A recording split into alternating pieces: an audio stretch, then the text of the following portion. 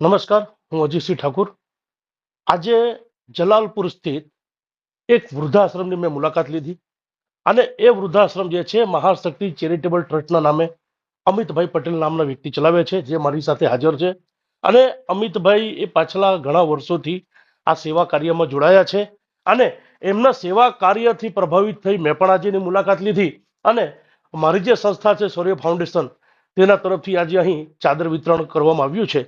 અને આપ દર્શક મિત્રોને પણ એક વિનંતી છે કે પોતાના માટે તો સૌ બધા જ પોતાના માટે જીવતા હોય છે, પરંતુ આપણાથી જે પણ કંઈક શક્ય હોય, જે પણ આપણે મદદરૂપ બની શકતા હોય, તો જલાલપુર ફાટકથી જીબી પાસે આ વૃદ્ધાશ્રમ આવેલું છે અને ચોક્કસથી એકવાર આ વૃદ્ધાશ્રમની મુલાકાત લેજો.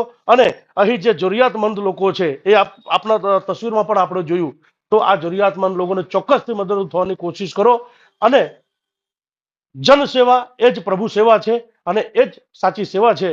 આ સાથે આપ સૌને નમ્ર અરજ છે કે ચોક્કસથી આ જગ્યાની એકવાર મુલાકાત લો અને આપણા સાથી જે સેવાભાવ કાર્ય કરી રહ્યા છે એમને મદદરૂપ થાવ, એવી હું આપ સૌને વિનંતી કરું છું. નમસ્કાર. મારું નામ અમિતભાઈ પટેલ છે. મહાશિવમ ચેરિટેબલ ટ્રસ્ટ બિનવારસી વૃદ્ધાશ્રમ અમારું અહીંયા ચાલે છે, જે 2 વર્ષથી અમે લોકો ચલાવ્યા છે. તો આજ રોજ અમારે અજીતસિંહ ઠાકોર, જે શૌર્ય ફાઉન્ડેશન ચેરિટેબલ ટ્રસ્ટ દ્વારા અમારા જે અહીંયા 22 વૃદ્ધોને બ્લેન્કેટનું વિતરણ કરવામાં આવેલું